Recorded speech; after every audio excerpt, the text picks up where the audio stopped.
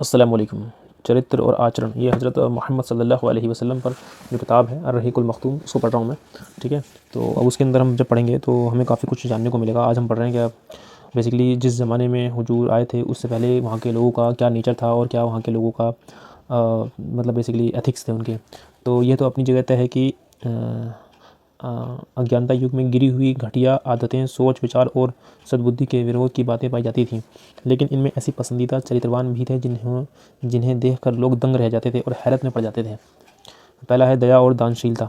यह अज्ञानता युग वाले का ऐसा गुण था जिसमें वह एक दूसरे से आगे निकल जाने की कोशिश करते थे और इस तरह गर्व करते थे कि अरब का आधा काव्य इसी की भेंट चढ़ गया।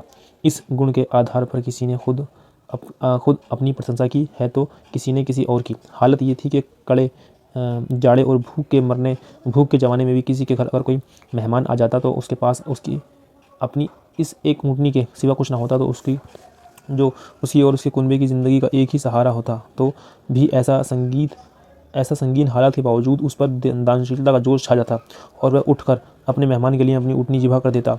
उनकी कृपा ही का फल था कि वह बड़ी बड़ी देनदारी और माली जिम्मेदारियां उठा लेते और इस तरह इंसानों को बर्बादी और खून खराबे से बचाकर दूसरे सरदारों और रईसों के मुकाबले में गर्व करते थे। मतलब ये उस ज़माने में किस तरह के उनके दान देने का और उस चीज़ों के बारे में वो आपस में काफ़ी कॉम्पिटिशन करते थे। ठीक है ना। इसके अलावा इसी कृपा का फल था कि वह शराब पीने पर गर्व करते थे, इसलिए नहीं कि वह अपने आप में कोई गर्व की बात थी, बल्कि इसलिए कि ये कृपा और दानशीलता को आसान कर देती थी, क्योंकि नशे की हालत में माल लुटाना मानव स्वभाव पर बोझ नहीं होता। इसलिए वे लोग अंगूर के पेड़ को किर्म और अंगूर की शराब को बिंतुल किर्म कहते थे। अज्ञानता युग के दव्य दीवानों पर नजर डालिए तो यह प्रशंसा और गर्व एक बहुत महत्वपूर्ण अध्याय दिखाई पड़ेगा।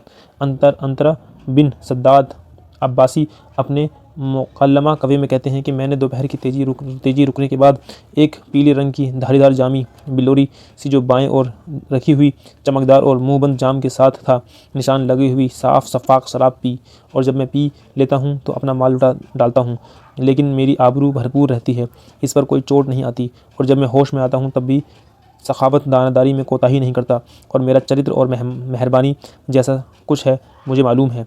उनकी कृपा ही का नतीजा था कि वह जुआ खेलते थे।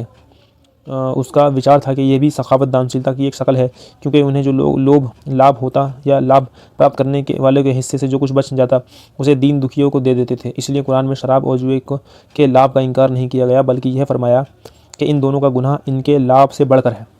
वादे का पूरा करना, स्वाभिमान, निश्चय की पूर्ति, उदारता, सहनशीलता और गंभीरता, और सादगी। बेसिकली ये उनके अंदर क्वालिटीज़ थी, और भी थी शायद।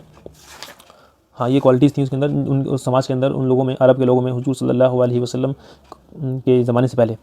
इसलिए शायद उस हुजूर सल्लल्लाहु अलैहि वसल्लम को उस जगह भेजा गया। वादे का पूरा करना, ये भी अज्ञानता युग के श्रेष्ठ गुणों में से है। वादे को उनके नज़दीक दिनों की हैसियत हासिल थी, जिससे वे हर हाल में चिमटे रहते थे और इस राह में अपनी औलाद का खून और अपने घर बार की तबाही भी तुच्छ समझते थे। इसे समझने के लिए हानी बिन मसूद सैबानी, समउल बिन आदिया और हाजिब बिन जर्राह की घटनाएं काफ़ी हैं। स्वाभिमान, इस पर कायम रहना और जुल्म और सब्र सहन न करना कभी भी अज्ञानता युग का जाना पहचाना आचरण था। इसका नतीजा यह था कि इनकी वीरता और स्वाभिमान हद से बड़ा हुआ था। वे तुरंत भड़क उठते थे और छोटी से छोटी बात पर जिससे अनादर व अपमान की गंध आती हो तलवारें निकल लेती थीं और बड़ी खूनी लड़ाइयाँ छेड़ देते। उन्हें इस रास्ते में अपनी जान की बिल्कुल परवाह न रहती। निश्चयों की पूर्ति, अज्ञानियों की एक विशेषता ये भी थी कि वह जब वे किसी काम को बड़कपन का साधन समझकर अंजाम देने को तुल जाते तो फिर कोई रुकावट उनको रोक नहीं सकती थी। वह अपने जान पर खेलकर इस काम को पूरा कर डालते थे। उदारता, सहनशीलता और गंभीरता, ये भी अज्ञानियों के नज़दीक एक प्रशंसनीय गुण था। पर वह उनकी सीमा से बढ़ी हुई वीरता और लड़ाइयों के लिए हर वक्त तैयार रहने की आदत की वजह से कम मिलता था। बदवी सादगी, अर्थात संस्कृति की गंदगियों और दाव पेच का ना जानना और दूरी। इसका नतीजा ये था कि इनमें सच्चाई और अमानत पाई जाती थी। वे धोखाधड़ी और वादा खिलाफ़ी से दूर और घृणा करने वाले थे। हम समझते हैं कि अरब प्रदीप की सारी दुनिया से जो भौगोलिक संबंध था, उसके अलावा यही वे मूल्यवान चरित्र थे जिनकी वजह से अरब को मानव जाति के नेतृत्व और अपना पैगाम पहुंचाने का बोझ उठाने के लिए चुना गया, क्योंकि ये चरित्र यद्यपि कभी कभी बिगाड़ की वजह बन जाते थे और उनकी वजह से दुखद घटनाएं भी हो जाती थीं, लेकिन ये अपने आप में बड़े मूल्यवान चरित्र थे जो थोड़े से सुधार के बाद मानव समाज के लिए बड़े उपयोगी बन सकते थे, और यही काम इस्लाम ने अंजाम दिया। शायद इन चरित्रों में भी वादों को पूरा करने के बाद मान सम्मान और निश्चय से में दृढ़ता सबसे कीमती और लाभप्रद गुण था, क्योंकि इस शक्ति और दृढ़ निश्चय के बाद दुष्टता बिगाड़ का अंत और न्याय व्यवस्था की स्थापना संभव नहीं। अज्ञानियों के कुछ और भी गुण थे, लेकिन यहाँ सब पर रोशनी डालना अभिप्राय नहीं। इस किताब के अंदर ना बहुत ही ज़्यादा हिंदी लिखी हुई है, क्योंकि मुझे हिंदी में किताब पढ़नी थी, लेकिन देख रहा हूँ कि this is like too much अभिप्राय, अभी अज्ञानियों, दृढ़ता, these are kind strong words जो काफ़ी वो लग रहे हैं मुझे, मतलब इस किताब के रस को थोड़ा सा ये कम करते हैं। खैर, नबूवत का वंश, पैदाइश और पाक ज़िंदगी की 40 साल।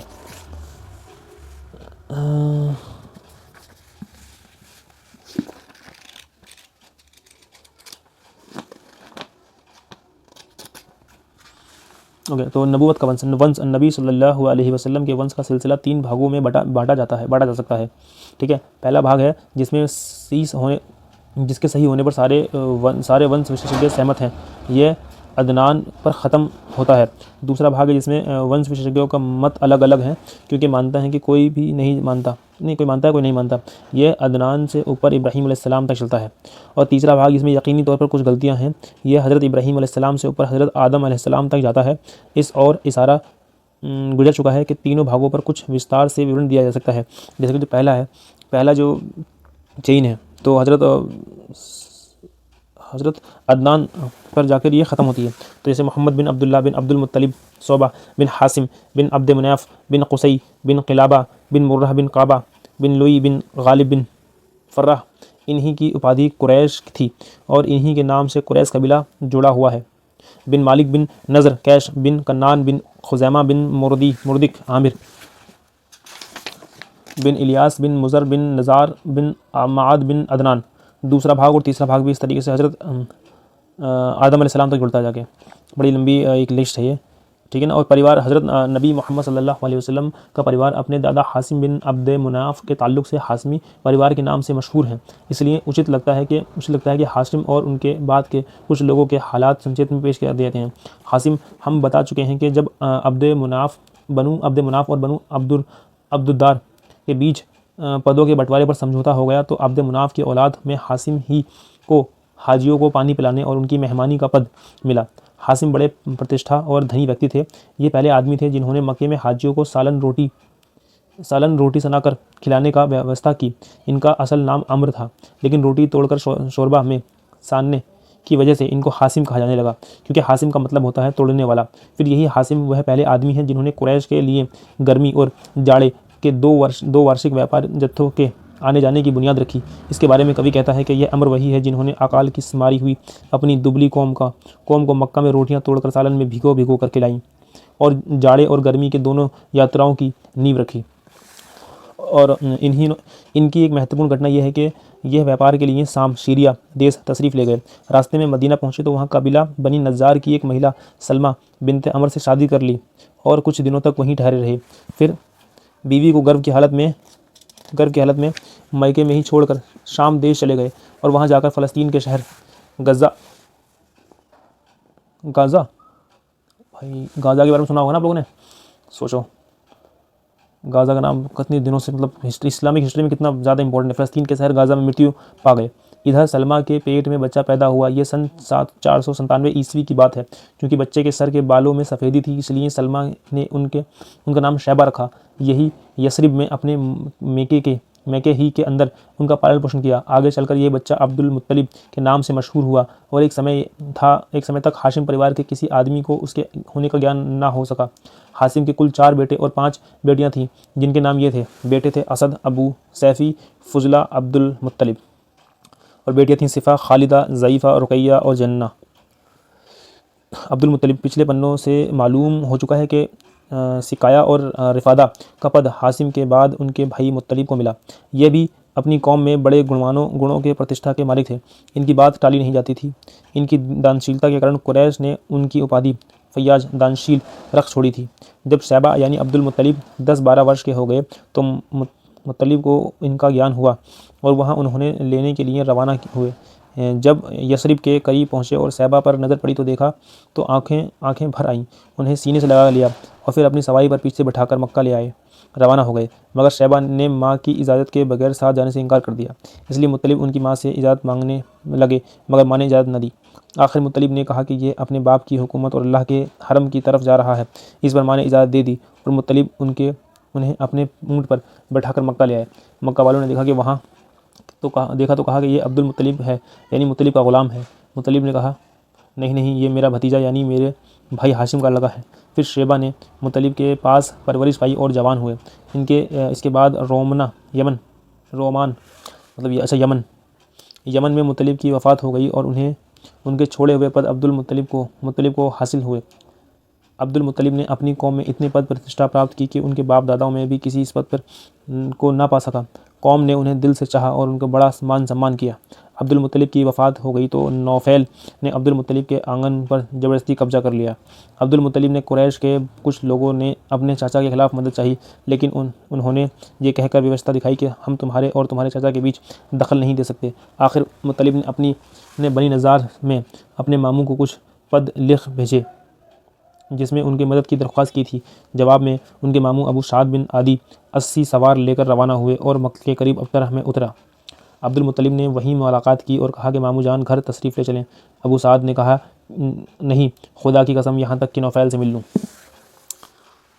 इसके बाद अबू साद आगे बढ़ा और नौफैल के सर पर आ खड़ा हुआ। नौफैल हातिम में कुरैश के बुज़ुर्गों के संग बैठा था।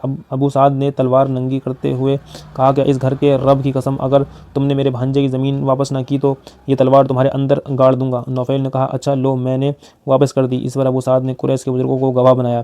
फिर अब्दुल मुत्तलिब के घर गया और 3 दिन ठहर कर उम्रा करने के बाद मदीना वापस चला गया। इस घटना के बाद नौफैल ने बनी हाशिम के ख़िलाफ़ बनी अब्द शम्स से आपसी सहयोग का समझौता किया। बनी हाशिम के ख़िलाफ़ उधर बनु खुज़ा ने देखा कि बनु नज्जार ने अब्दुल मुत्तलिब के इस तरह मदद की है तो उन्हें कहने लगे कि अब्दुल मुत्तलिब जिस तरह तुम्हारी औलाद है, हमारी भी औलाद है, इसलिए हम पर उसकी मदद का हक़ ज़्यादा है।